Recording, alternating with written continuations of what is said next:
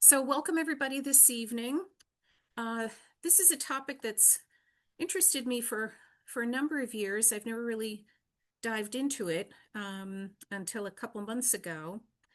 And because being at MCHA since 1992, I've heard stories of the men and women of Monmouth in the Revolution. And the children are sometimes in these stories, they're on the edge, afterthoughts, or they're not really even mentioned at all.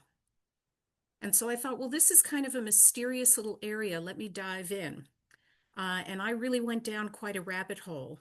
And it was, even towards the end, it was very dim because sometimes you'll find things that really point you in right directions, but there's basically very little about it. And every so often I would find something. So I'm going to share with you what I found tonight. So first of all, we're going to talk a little bit about the young population of colonial America. About 50% of colonial America was under the age of 16. That is an incredibly young population. And so what was a child considered? What were the ages of children? Well, believe it or not, even in colonial America, the consideration or definition of different ages through childhood kind of dated back almost to ancient Rome and medieval law. So infancy was defined somewhere roughly between birth and about 5 or 6 years old. Childhood was about 7 to 14. A youth was considered from about 15 to 20, and adulthood was a little bit beyond that.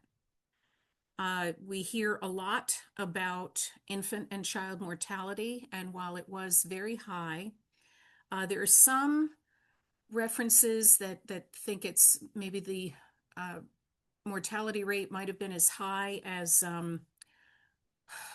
I don't know, 30%. Um, More recent investigation seems to think that it wasn't quite so high. Regardless of what it was in other colonies or even in other areas of New Jersey, Monmouth was unusually healthy. Monmouth's infant and child mortality rate was lower than in almost all the other colonies, certainly uh, much lower than in the South.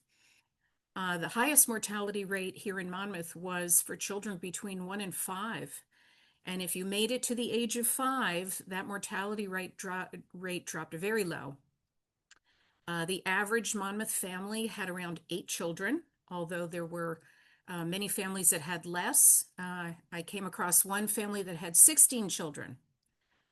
The average age of a typical Monmouth century woman at her first pregnancy was about 22 years of age, and children were usually spaced about 2 years apart, give or take. And that's based on statistical analysis I did a number of years ago for an exhibition called Angels in the Household. So as I said, research was very challenging and sometimes frustrating. First-person accounts are very rare. The few surviving accounts come from adults recalling their childhood experiences during the war, sometimes decades later. Of those, many were young boys or young teenagers who later applied for military pensions. So their experiences were written down and recorded, and the rarest of all were the experiences of enslaved and free Black children and teenagers. Interestingly enough, we know most about children's experiences who came from Freehold. We have two accounts of young children, one about the age of 5 and one the age of about 13, both from Freehold. And on the screen right now are some images from our collection. For those of you who recognize it, you'll see Covenhoven House on the right. And then we have Old Tennant Church and the courthouse on the left. So, of course, the Battle of Monmouth is one of the centerpieces of a lot of this research. Uh, the lives of children varied greatly depending on their location within the county, economic level, and of course, the choices that parents made for their children. This image on the left by artist and, yay, early American museum director and curator Charles Willson Peale shows the artist's bustling big family. Now, although Peale was based in Philadelphia, this is a really nice image of the size and consistency of an 18th century colonial style family. So you have multiple generations, lots of children, aunts, uncles. Charles Peale himself, he went through three wives. He had 16, some records say 17, some records say 18 children, depending on which sources you consult. Three of those children died young. One was 18, one was 9, and one was apparently an infant. And this pattern I mentioned because it's very similar to a lot of those that we see in Monmouth. So it was if you had a number of children, you were very likely to mourn the loss of at least one, if not more. However, some families did break the pattern, and we return once again to Elizabeth and William Covenhoven, who had 10 children, and they brought all 10 into adulthood, married, and with children of their own. And that kind of broke the pattern, that broke the mold. Personal space was a far different concept in the 18th century than it is today. We do have a number of furniture pieces. All three of these pieces on the screen, the hooded cradle on the top right, the cradle on the bottom right, and the little high chair, all of these pieces were made and being used during the American Revolution. I'll point out the cradle on the bottom right. It's not a hooded cradle, it's an open cradle. You'll notice those three little buttons or pegs along the side. This cradle is on view at Holmes Hendrickson House, and I love pointing out to people that in the 18th century, parents did not baby-proof the house like we do today with the bumpers and all kinds of things. They baby-proofed the babies. And those pegs were matched by another set on the other side. And once you had your baby in the cradle, you would literally tie the baby in with soft rope or ribbon or braid or tape. And so that way you could rock the cradle, the baby could rock itself, and it would not fall out. You would not have a tragic household accident. Children's experiences here in Monmouth were most closely tied to home and field. Farming families depended on the labor and assistance of their children to run the farm. From field to dairy room to hearth and kitchen. This was in no way meant as a punishment. Virtually no child felt it was a punishment. This was important training for a child's future adult life. Most people born into farms expected to grow up and have farms of their own. So this was key training. In some instances, some parents chose to apprentice their children, usually boys, into trades like blacksmithing, silversmithing, weaving, printing, like Benjamin Franklin, and other trades. One of the young boys whose memories we'll listen to about the Battle of Monmouth, his father was a blacksmith, and he probably would have become a blacksmith if they hadn't relocated after the war. Right before the war, children's experiences were really influenced and determined by the decisions of their parents, whether to remain loyal to Great Britain or to support independence, to remain neutral, or to swap sides. Economic levels were also a factor, and Monmouth's children watched and listened as their parents and relatives took sides, and their lives were upended, and they were really marked by these choices. Because there was so little information specifically in Monmouth, you will see that I had to cast a wider net this evening. So we'll be hearing from other individuals elsewhere in New Jersey, other counties, and we even have to step outside. Towards the end, we have to step outside the state to find out what happens after the war ends. So first we come across Jemima Condict, and she was born in Essex County in 1754, and she began to keep a diary, and this diary is now in the collection of the New Jersey Historical Society. Around the age of 17, so she was kind of on the tail end of quote unquote childhood, but her comments were very interesting that even at the age of 17, she was keeping up with what was going on, and she didn't have a very good opinion of herself. She actually described herself as a cross, ill-contrived piece of stuff, but she was paying attention to what was happening. And oh, I also love the fact that she didn't have a good opinion of marriage. She said that the women she knew were bad and the men were so much worse. However, she knew what was coming. She saw it. And right after she read about the Boston Tea Party, she wrote in her diary, "It seems we have troublesome times a coming, for there is a great disturbance abroad in the earth, and they say it is tea that caused it. So then, if they, meaning adults, will quarrel about such a trifling thing as that, what must we expect but war?" So, our first story, for those of you, hopefully there are many of you listening tonight who have visited Covenhoven House and have seen the Choices exhibition. You might be familiar with the story of William Campbell. In a previous presentation about Elizabeth Covenhoven, Freehold resident and the reluctant hostess of General Sir Henry Clinton and his officers in June of 1778. The summer of 1778, Elizabeth had 8 close family members, 3 sons, 2 sons-in-law, and 3 grandsons fighting in either the Continental Army or local militia units. And the youngest of these was her grandson, William, who was 13. And he was the son of her daughter, Hendrika, and Hendrika's husband, John Campbell. Campbell was an officer in the Continental Army. He served variously as flying hospital staff. He was also served as quartermaster for a brief period of time. And he decided that it would be a very good experience to bring William with him. So William was on the field at Monmouth that very hot day as a drummer boy. And even though he wasn't actually firing, he was in the thick of it.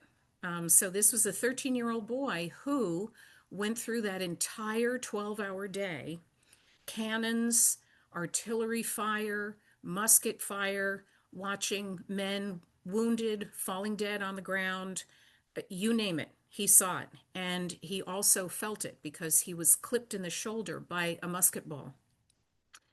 And we know all this because later on he applied for and received a military pension.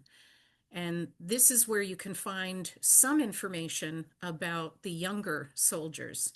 So this is where we get information about William. He really seemed, interestingly enough, he really seemed to enjoy his experiences. He had a little bit more oversight and protection than perhaps some of the other individuals that will come across this evening had. Because his father was an important officer in the Continental Army, his father could make sure that William was watched out for. And so after the Battle of Monmouth, William was actually stationed in Freehold. So he had a number of sets of family eyes on him, keeping track of him. Even so, he did have a lot of freedom. He described being kind of everywhere, doing everything. He ran errands. He toted and carried carried messages. And this was not unusual. Children, usually boys between 10 and 15, actively participated all throughout the war, not just as actual arm-bearing soldiers, although we do have examples of that, but as support personnel. And this seems to be the capacity that William served in for most of the war. He was a drummer. He helped build barracks, cut firewood, as I mentioned, running messages. There was another young man, and again, we're going to step outside of New Jersey for a moment, a young man named Jacob Grundy. He was 13 from Pennsylvania, and he was stationed, went along with the Continental Army, and he remembered in his application after the war hauling provisions from Morristown, New Jersey, to the troops of New Windsor and other places in New York. Boys also helped prep musket cartridges and even helped care for the wounded. They went everywhere and saw everything. I also spare a thought for Elizabeth, who, while General Clinton and her soldiers were occupying her home, she had to worry and had no idea what was happening to her sons and grandsons and sons-in-law, and one of them was the youngest, William. Then we have the story of Amelia Dennis. There were actually two incidents that Amelia and her younger brother William saw.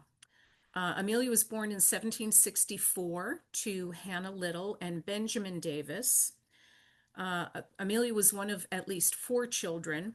And as I said, she saw not one but two serious, violent incidents involving her mother. The first one was in May of 1778.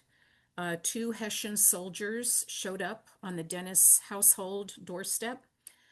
They thought that there was money in the house. Benjamin Dennis was not at home, so it was just Hannah and the children.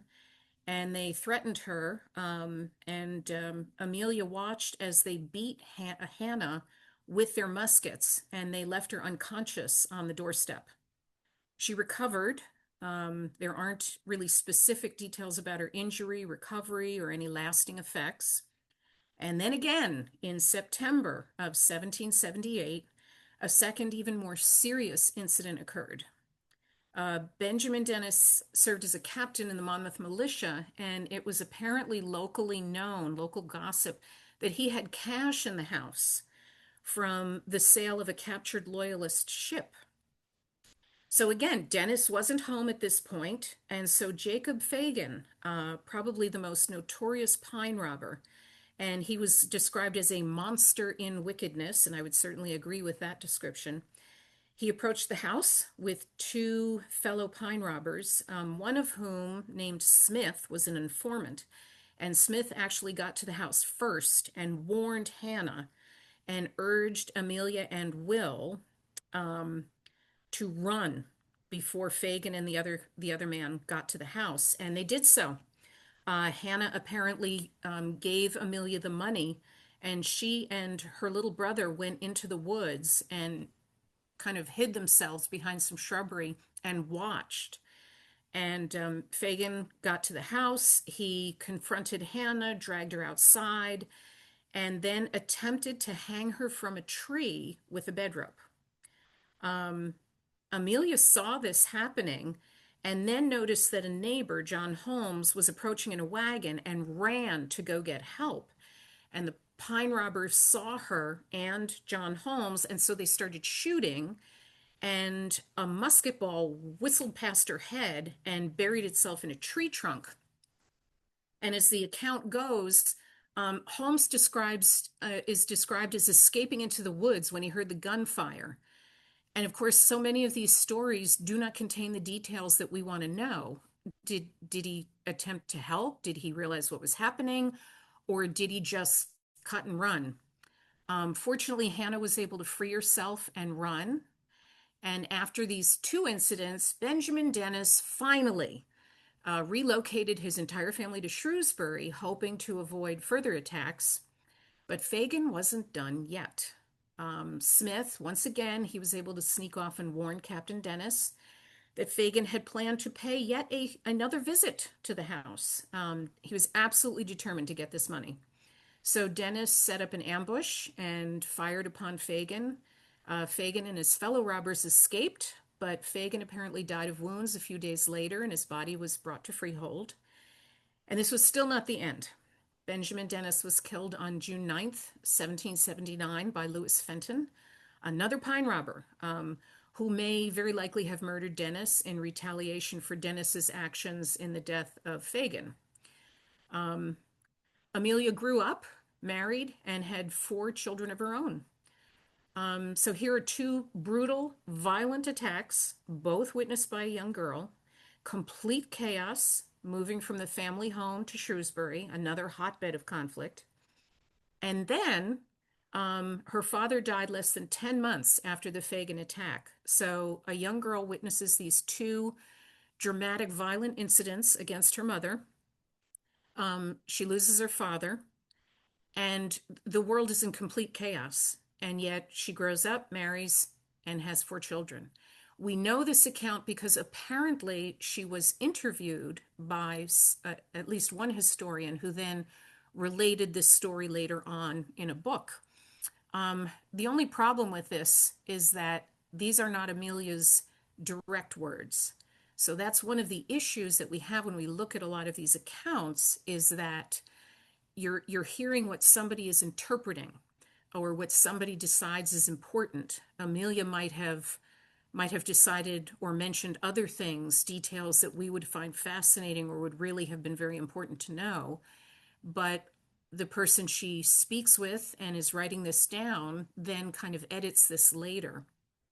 Um, so that would have been very interesting to hear her own words, what she was thinking, because there were a lot of adults around who were not helping.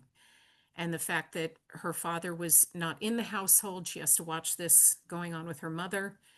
Um, we have no idea what kind of mental or emotional scarring was left. And this is a good example of the fact that children were in the middle of this, and the chaos that the revolution brought to Monmouth really allowed these criminals. Fagin really had no loyalty to Britain. He was not really a loyalist. He was not really a patriot. He was a criminal. That's what he was. He was a violent, murdering thief. And the chaos that the revolution caused allowed him to operate much more freely than a normal pre-revolutionary war, well-regulated locality would have allowed. So he was basically able to kind of run wild.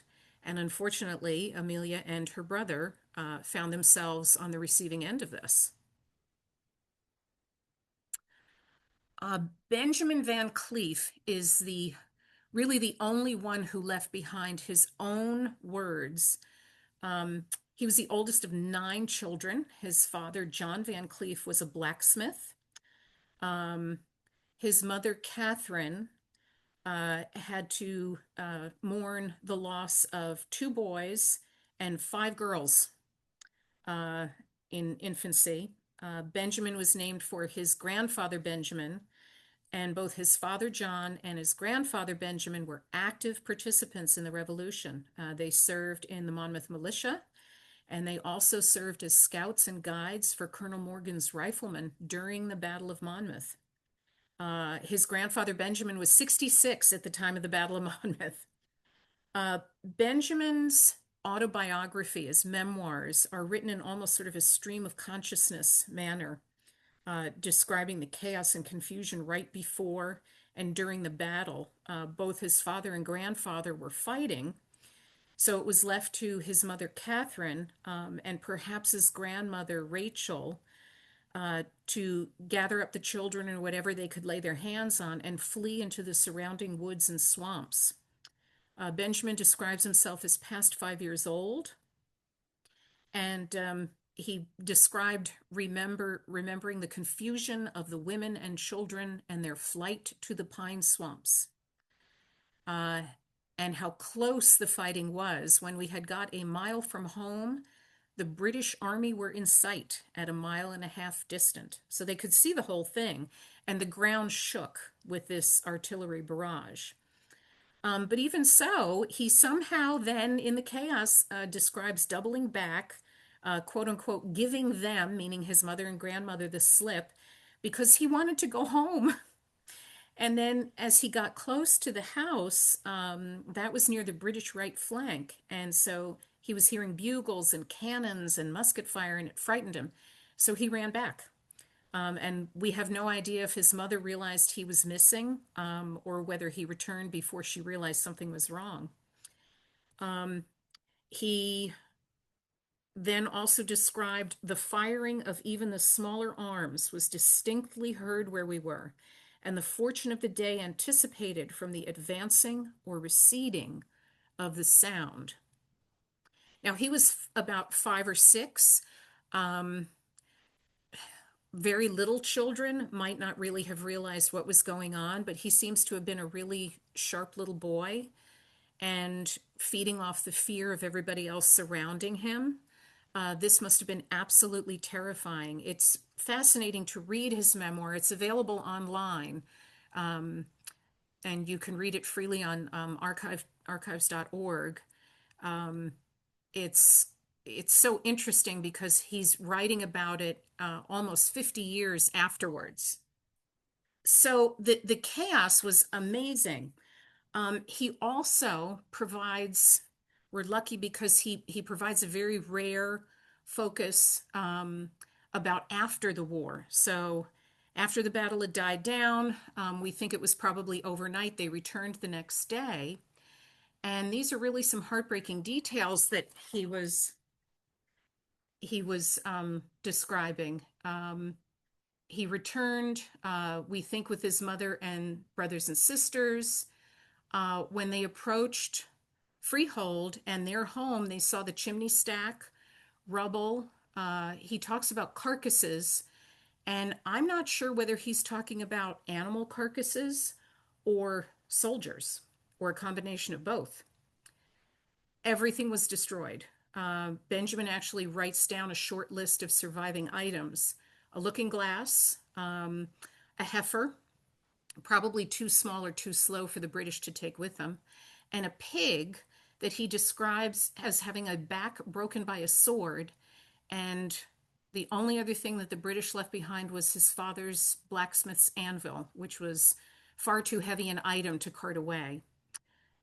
So because of his memoirs, we know the rest of Benjamin's story as well. In 1785, 2 years after the end of the American Revolution, his siblings, parents, and several extended family members, including uncles and aunts, they all relocated to Ohio. And it's very clear that they didn't want to stay in Monmouth anymore. The memories were too strong, and so his father established a new blacksmith trade. So the next story is a story actually that I learned by reading Michael Adelberg's 250 for the 250th.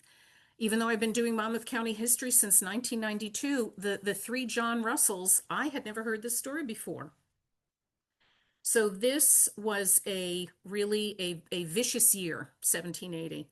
On April 30th, 1780, Shrewsbury residents John Russell Sr., his adult son John, and family members, including John Sr.'s wife Hannah, John Jr.'s wife Lydia, and a grandchild, were in the house when a party of 7 refugees broke into the house. The raiding party included Richard Lippincott, who would actually go on to participate in the hanging of Joshua Huddy. John Sr. was shot and killed when the raiders broke into the house. His son John was wounded and lay on the floor playing dead. And then here's the scene that catches me. Franklin Ellis, who many Monmouth researchers know, wrote the history of Monmouth County. Even though it was written in the late 19th century, it's still an amazing reference work. He describes the fact that John was shot in the side and fell onto the floor pretending to be dead. The refugees then plundered the house. The mother and wife of John Russell were in bed with the child, who was awakened by the noise of the firing and cried out in alarm, "Grandmother, what's the matter?" And thereupon one of the refugees pointed his musket at the bed and fired, saying, "That's what's the matter." Now, whether he intended to kill the child or only frighten it, we don't know. The child was badly wounded, but eventually recovered, as was described. Other accounts that I came across say the child was shot with 5 musket balls. Ellis goes on to note that after the refugees had gone, John Jr. got up and said to his wife, "Ducky, bring me a glass of whiskey. I'll come out all right yet." His wound was dressed and, surprise, found to be less serious than it was supposed, and in due time he recovered. So a child. Um, this incident just floors me. It really shines the spotlight on the fact that these were acts of violence. Somebody who can point and fire at a small child. This is not loyalist and patriot. This is absolute brutality. We know very little about what happened afterwards. We don't know whether the child did recuperate. The Russell family tree is a little difficult to parse out, so we're not too sure even what this particular child's name really was, if it was John Russell III or one of the other small children. Again, so much chaos for these children to have to cope with. And many of us are familiar with the story of Joseph Murray. June 8th, 1780. Murray was a Middletown farmer. He had about 43 acres of land and a small house, which still stands in Poracy Park. He was an incredibly active militia soldier under Lieutenant Garrett Hendrickson, and we'll hear from Garrett a little while later. He joined as a patriot very early. He enlisted in 1775. But although many of his fellow soldiers became officers, Murray remained a private. During his militia service, Murray prevented several Tory attempts to land at Sandy Hook. He kept a close eye on loyalist sympathizers. He testified against Joseph Leonard, Monmouth County's former county clerk, for joining the British cause.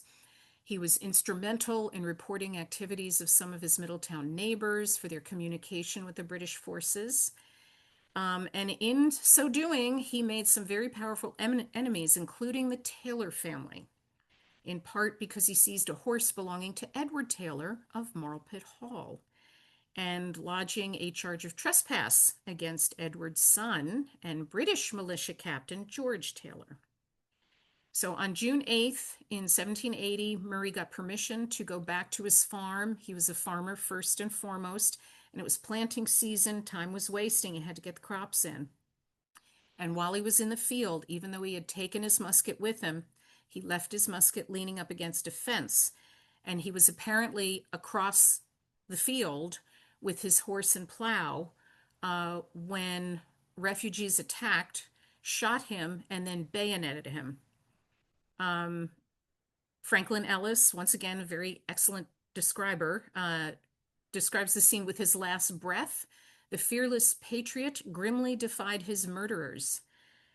His family remained in the area. His wife, Rebecca, just clung to this property and her children.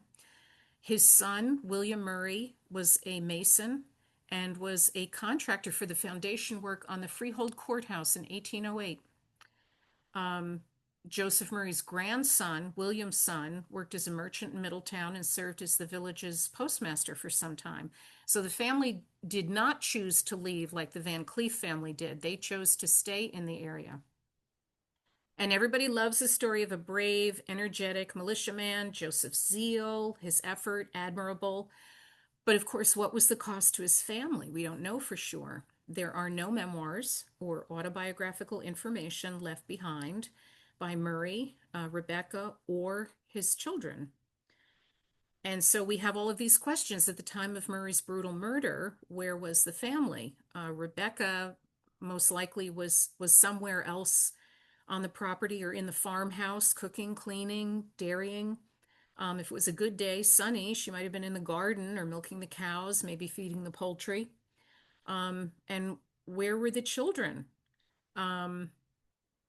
We have no idea if the children heard this. Apparently, records indicate that a neighbor, Thomas Hill, was one of the first to get to Murray in the field. His deposition noted that he had heard the gunshots. Did Rebecca? Did the children? We do know that after this happened, the regular family life had already been interrupted, but it got even worse. They had some serious financial issues. When this happened, his oldest boy, Joseph, was 13. His daughter, Rebecca, was about 11. His son William, that we mentioned earlier, he was about 9 or 10, and the littlest, James, was about 8. So even with him working the farm full time, 43 acres, that's going to be tough to make a living, let alone a profit. And once he was murdered, once he was murdered, um, the family's income really dropped.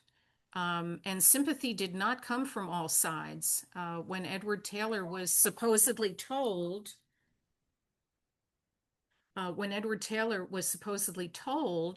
he said he was glad of it. He was glad he had heard that Murray was dead. So there's so many unanswered questions. As I said, his son William remained in Middletown, a very respected resident.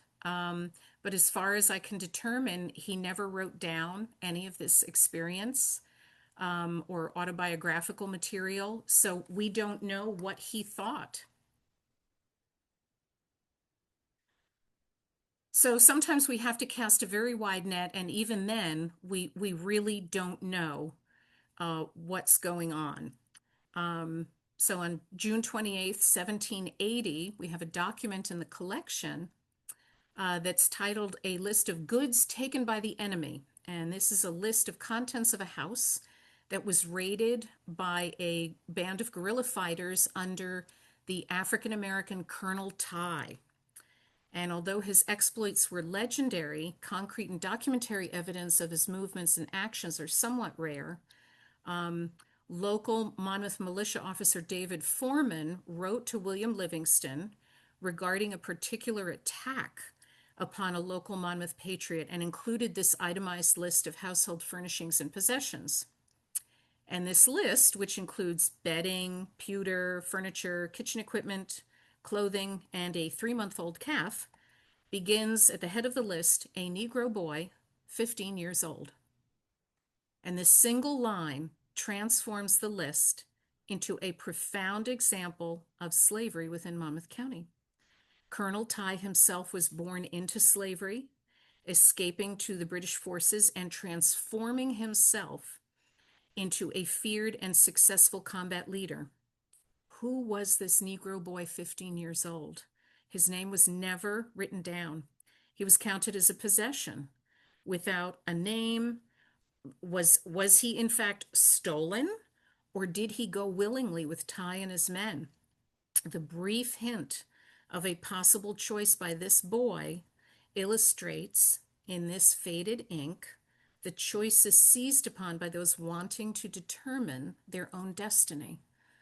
I imagine this young man seeing this group of raiders being led by an African American man who was clearly feared and respected. That might have been enough for him to seize this opportunity and reach for freedom himself.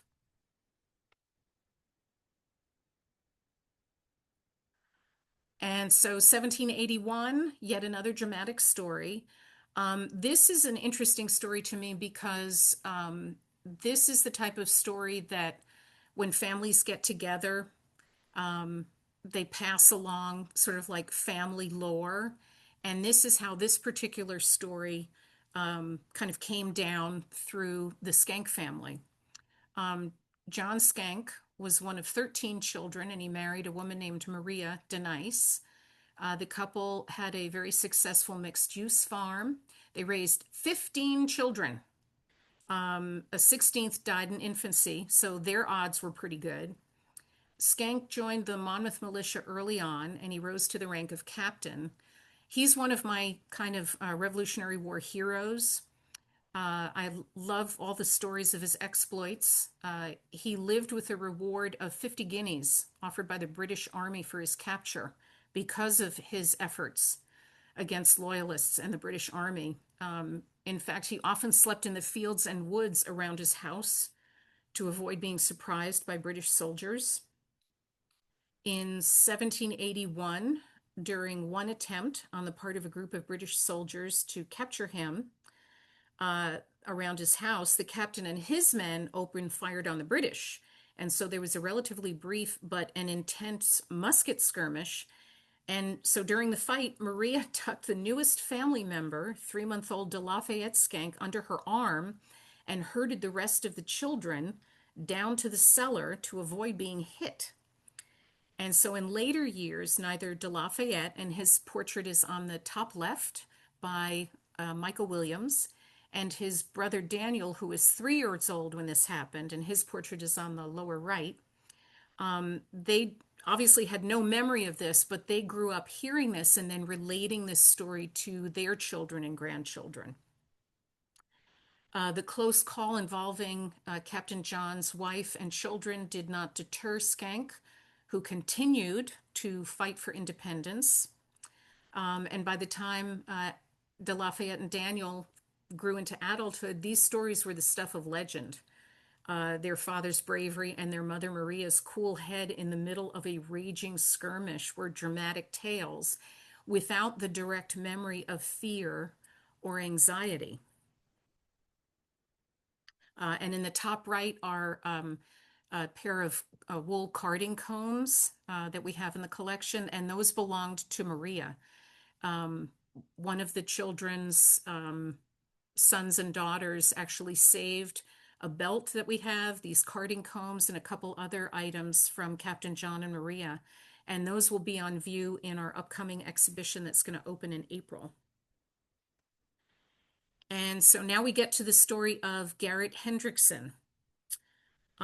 His kidnapping is dramatic. On the snowy evening of February 8th, 1782, about 40 raiders led by Shore Stevenson burst into Garrett's comfortable Pleasant Valley farmhouse. Hendrickson, up until the year before, was an active member of the local Monmouth militia under Colonel Asher Holmes. Hendrickson had been wounded. Some accounts differ. Some accounts say he lost the use of his right arm. Other accounts say his right hand was amputated in a skirmish. And so that snowy evening in 1782, the household inhabitants included Garrett, his younger brother Hendrick, his second wife Helena, who was known as Lena, and Garrett's children. So you have Denise, Hendrick, Nilchi, Catherine, Ida, Daniel, Mary, and Lydia. The oldest boy, Denise, was 21, and he may have been one of the 8 individuals within the household kidnapped. So Nilchi was 16, Catherine was 14. Both of those were daughters of Garrett's first wife, Catherine. Ida and Daniel were both 7. And they may have been twins. Little Mary was 3, and baby Lydia was about 4 months old. Hendrick was not captured. He was almost 18 at this time. And apparently he had a friend, Will Thompson, staying at the house that night, and they heard the noises and hid somewhere in the house. And after the raiders left, they took with them the prisoners and everything that wasn't nailed down, including Lena's good silk dress, which they wrapped a ham in. Hendrick and Will immediately set out for help. They knew who they needed to find, and they were able to locate Captain John. They took off after the raiders. There was a lot of back and forth, a lot of musket fire. There was one fatality, and that was Will Thompson. And they rescued everybody and apparently also recovered the silk dress and the ham. And it sounds like, and has always been presented as, this happy ending. However, to give some context, apparently there was no warning. There was no barking dog, no alert that 40 armed men were approaching the house. The snow may have muffled the sounds of approach. They may have stopped. We know that they had wagons. They may have stopped the wagons and approached on foot. If anybody knows the house, there are 2 front doors and a rear door. So Garrett had he had only the use of one arm. Here's Lena clutching the baby and trying to protect the rest of the children. A complete chaos. And we have to remember, these were not men who were going to wipe their shoes on the way in. They weren't going to politely ask to borrow a ham or invite Garrett to join them outside.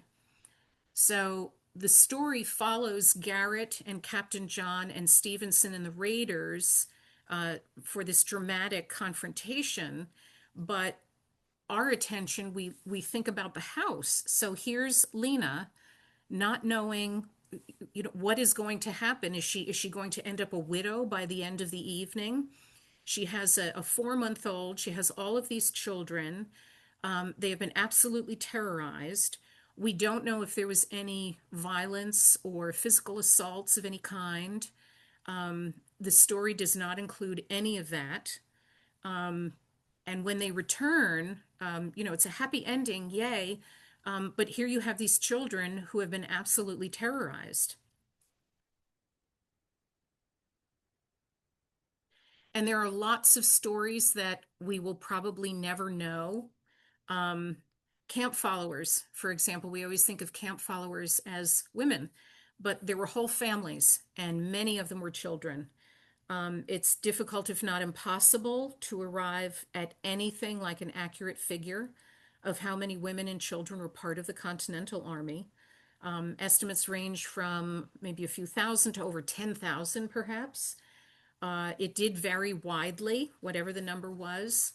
Washington actually felt they drained precious supplies and food from the fighting forces, but he also understood that it was a reluctant bargain. And you might wonder, well, for heaven's sakes, why were children following after the Continental Army? And there were also camp followers for the British forces. Some women made the choice just to pick up stakes and follow after their husbands, staying home, particularly if you were a particular economic level. It made more sense to follow because you couldn't support yourself and your children without a husband at home. And as long as you were following along the army, you could make some money washing clothes, sewing, cooking, nursing. And Washington did allow half rations for these families that were following along after the soldiers.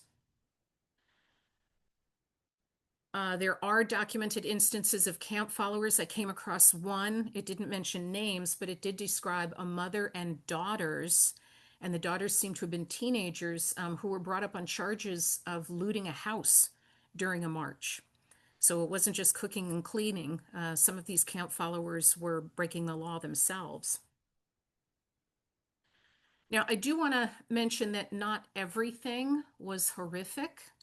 Children do have an amazing capacity to accept things and live in the moment.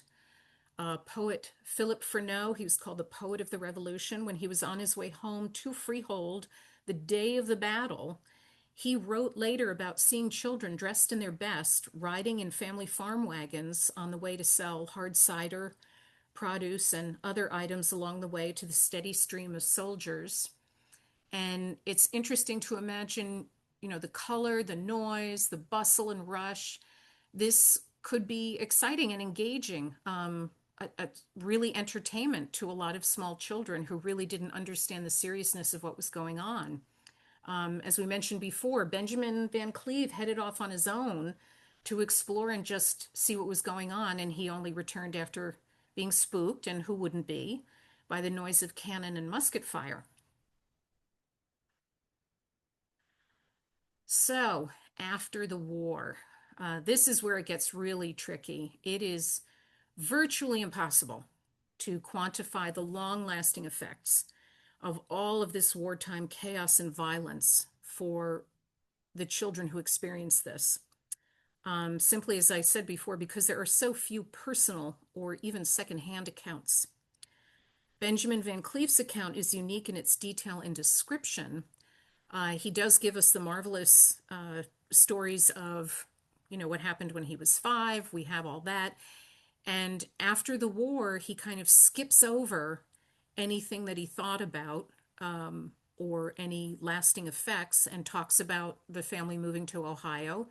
And then it's how things are going in Ohio. He never mentions thinking about the war as an adult or how it might have changed him. I really had to cast a very wide net. I found a very rare account of a Connecticut soldier who was 14 when he enlisted in 1780, a young man named Azel Woodworth.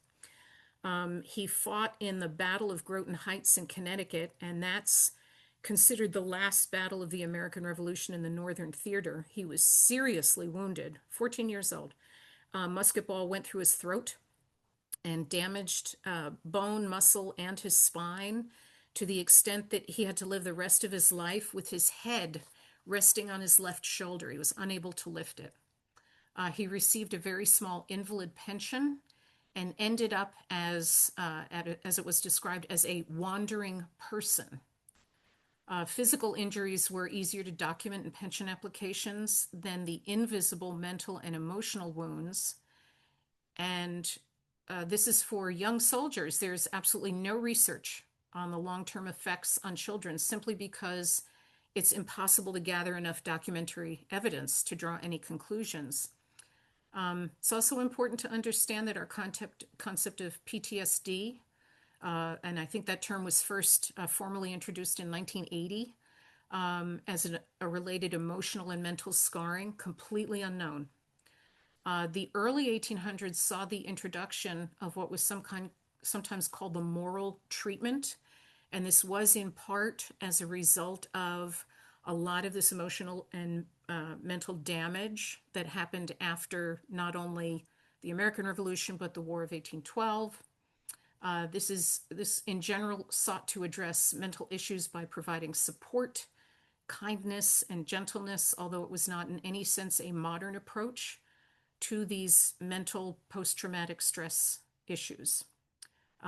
That would not really start to come about until the 1890s with the development of modern psychiatric practices. So, as I said, what about children, other than rare personal accounts of the battles and scenes left by people like Benjamin Van Cleaf? It's virtually impossible to track any of this. Remember that society did not have the language or understanding of today's standards to be able to adequately recognize, describe, or even begin to treat these mental and emotional scars of war suffered by children. In my research, I've gotten a general sense that after the war, the past was the past. Most people forged ahead the best they could. They tried to find healing and peace, or they buried the witnessed violence and tried to make it fade. As I said, I would love to have read personal accounts from people like Amelia Dennis or the Murray children, because as I said before, many of these accounts were told to and recorded by others who then made the decision about what to include and what not to include. We do have one example of the wounds, the scars, both physical and emotional. And I had to cast a very wide net for this. But the reason I wanted to include this is because this is one of the earliest stories of the American Revolution that I remember learning as a little girl. It gives a strong indication of the types of scars children received during the Revolution. In 1780, Andrew Jackson was 13. He lived with his brothers and his mother in the Waxhaws region. Was considered a frontier along the border of North and South Carolina. His older brother Robert had enlisted, and his oldest brother Hugh had already died of heat exhaustion after one battle in 1779. And his mother Elizabeth encouraged him and his older brother Robert to enlist. And Andrew and Robert served as messengers, and they were captured by the British. They both suffered from malnutrition and smallpox. Their mother Elizabeth eventually got them freed, and she showed up to bring them home with a horse. And Andrew and his mother had to put Robert over the horse because he couldn't walk. And he died just a couple days after they got home. And that was in August. And then October of that year, Elizabeth died, leaving Andrew an orphan. And he was raised by relatives. At one point, after being captured, a British officer ordered Andrew to clean his boots. And Andrew, who had quite a temper, angrily refused, and the officer drew his saber and slashed at him. And the moment before the blade made contact, Andrew put his left arm up to shield his face. And the saber cut his head and left a huge scar on his forearm. He carried these scars for the rest of his life. And he blamed the British for the deaths of his brothers and mother. And as a major general during the War of 1812, he was once quoted as saying, "I owe to Britain a debt of retaliatory vengeance. Should our forces meet, I trust I shall pay that debt." And he did at the Battle of New Orleans in 1814. So that's how wide a net I had to cast in order to get a detailed understanding of some of the scarring that children under these circumstances suffered from the rest of their lives. Dana gave a shout out to the 250 for the 250th. I will give a shout out now. This compendium of articles by Michael Adelberg is amazing. There is nothing else like this. You don't even have to be a researcher. You can just want to read them. They are so beautifully written. Each one is a chapter in the most amazing, dramatic story of the American Revolution in Monmouth. And it's because of the way Dana has arranged it, it's so easy to find links, go from one article to the next. It just reads like this panorama of human experience. It's absolutely fantastic. And then last but not least, I will put in a plug for our next exhibition, Storm of Revolution, Monmouth at War. That's opening April 29th at our headquarters in Freehold. And we have some very special features, including a living documentary about the Emanuel Leutze painting Washington rallying the troops. So it's really something you don't want to miss. So we certainly hope we see you there. So now I guess I will take questions if anybody has any. Hold on one second. Okay, wonderful, Bernadette. Thank you so much. I do apologize for the phone ringing. Oh, that's fine. I'm going to turn on my camera. You want to turn on yours? Sure thing. Hang on. Carol is asking, why were the hooligans called refugees? A lot of them were called refugees. Some of them were called refugees because these were loyalists who, because of the violence in their general area, they actually had to flee, Mhm. leaving behind their property. And so a lot of them found their way up to Sandy Hook. And so they worked as raiders and mercenaries. They weren't formal British soldiers, but they helped out. A lot of them were familiar with Monmouth and the general areas and who lived where. And so they were able to target specific Patriot households like Garrett Hendrickson's in order to get supplies and bring them back or just perpetrate violence. Mhm. Anybody else have any questions? Don't be shy. Yeah, Hello? it's a difficult topic to face because the amount of violence that small children and young teenagers witnessed throughout the revolution kind of doesn't get a lot of focus. And part of that is, as I learned, because there's really not a lot to grab hold of. You have little stories here and there by Benjamin Van Cleaf or some pension records and applications.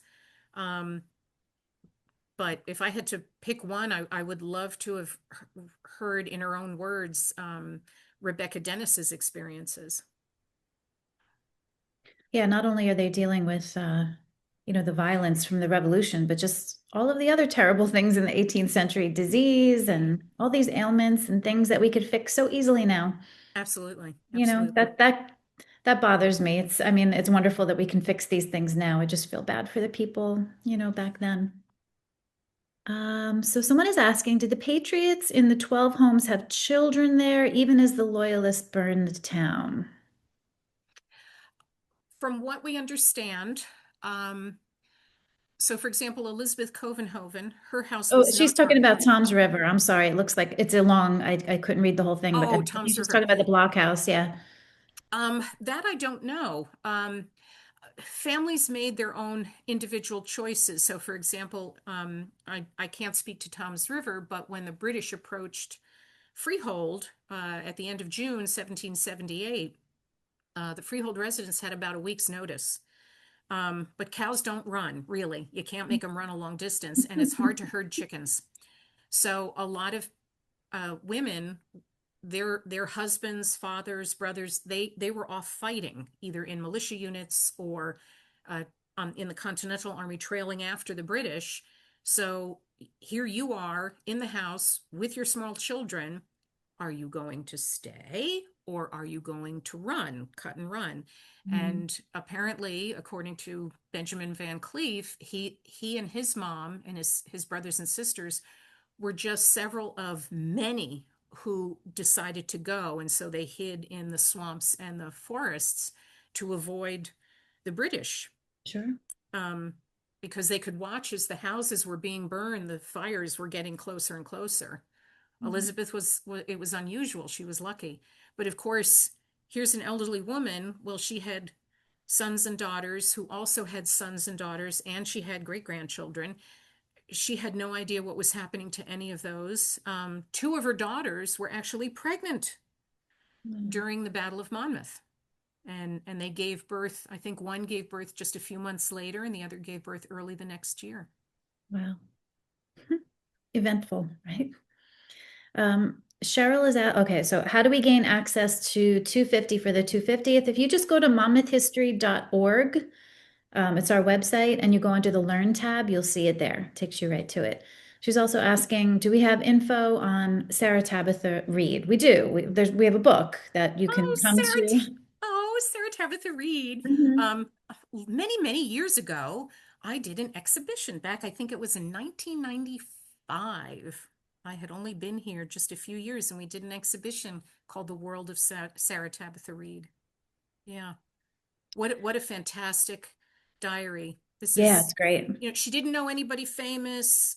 She didn't do any, amazing dramatic things. It's just a diary of a farm woman who lived her life. And one of Mhm. my favorite single entries was when she finally finished a dress that she had made for her very spoiled youngest daughter. And she wrote that she swore she would never, ever, ever sew that many ruffles ever again.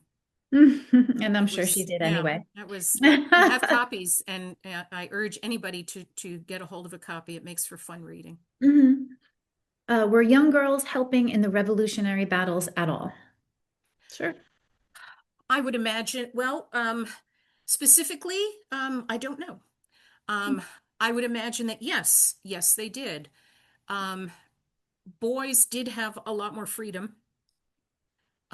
So you had someone like, as we mentioned, William Campbell, even at the age of 13, he had a lot of freedom, even though people were keeping an eye on him. He was on the battlefield. He was a drummer. He was, uh, you know, running errands and bringing messages and all of that kind of thing. Um, I did not come across any specific reference to any younger girls helping at all. Um, I would imagine that there are probably stories that we will never know of young Sure. girls, maybe 14, 15, 16, helping to haul water.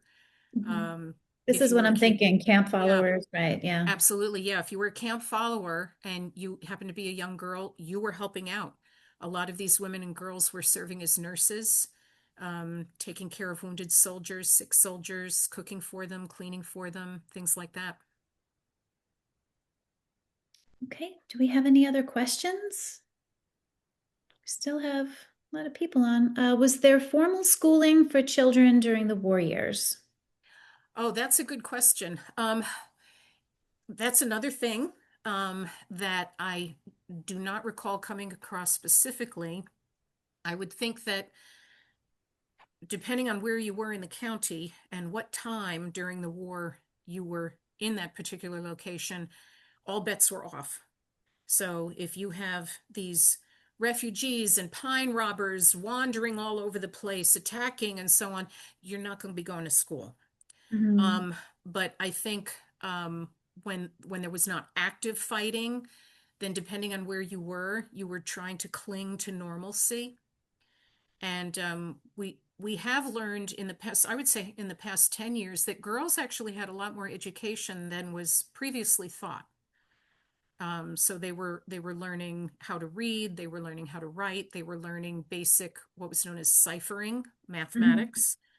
Because if you were going to grow up and be a successful farm woman, then you'd need to do these things in order to keep household accounts. And if you were, making cheese and butter, that was basically the woman's work. And so you'd want your daughter to know how to keep accounts of different things that were being sold. So school, when it could be, it was, but as I said, during, for example, the Battle of Monmouth or other conflicts, no, things were interrupted. Okay. Jean, Jean had a question. She raised her hand, but I don't see it anymore. Jean, if you have a question, you just put it in the chat for me. Anybody else? Questions? Oh, it's a quiet group tonight. Everybody's tired. Must have been the There's a beautiful a weather lot to think today. about. Yeah, there's a lot to think about. Yeah. Okay. I don't know. I'm not seeing it. Oh, hold on. I think I got something. Jean, nope. Okay. Oh, somebody's saying they're having trouble with the chat. So maybe that's it. I'm sorry, guys. I don't know what it is. I'm getting some messages, but I guess maybe not others. And I will say if you think of questions afterwards, my email is on our website. So Mhm. I always like to hear from people. So feel free to shoot me questions. If I have an answer, I'll get you one. Rogoff at monmouthhistory.org. Oh, Rob. Hi, Rob. Hello, Rob. Um, what was the author from the referenced book History of Monmouth from the 1890s? Oh, is he talking about Ellis? You talking about Franklin Franklin Ellis? Ellis. Yeah. Yes, Okay. Franklin Ellis. That's a great book, and that is on archive.org, right? Yes. Yeah. It's good. It's a I big think, book. and I think both Ellis, because um, dear Mr. Ellis did not put in an extensive index, so the Yeah, index that's was always done fun. afterwards, and you kind of need the index unless you just want to read it like a from start to finish because it's fascinating. All Mhm. kinds of little events and just fantastic. Okay, so Susan is troubleshooting for us. She said people need to click new chat since the regular chat says it's disabled. I don't know what Oh, I okay. disabled. I am sorry. Sorry about that, guys. All right, yeah, so I guess we'll probably gonna end it here. And if you do have any questions, you can email B. Rogoff. Okay, what was the average age of the population during the revolution? Oh, well, as I mentioned, during the Revolution, colonial America was young, uh, about 50%, give or take. And of course, these are crude numbers because we don't have federal census records to extrapolate from. It's estimated, which is a fancy word for guess, that maybe up to 50% of the population was 16 or younger. Mm. Okay, and then one more. Donna's just telling us that she's related to Garrett, Are brother you of William really? and Elizabeth Covenhoven, and his 15-year-old daughter allegedly held the cows that they brought out into the woods, I guess. Wow. Oh, that's fantastic. Very Sarah Pete, cool. Sarah Peters is asking who were the pine robbers. Oh, you know what? I'm not going to answer that for you. I am going to urge you to go to our website and put Pine Robbers in the search bar for the 250 for the Mhm, mhm. 250th. Oh, yep, absolutely. Michael Yep. has there's one whole article on Fagin. The man was a psychopath. He Mhm. really was. Just a horrible individual. But a lot of information, and then there are several other articles. If you put in a search term, they'll all come up. So I urge you to go do that because that's really fantastic. Okay, and Donna, I'm just referring to your question.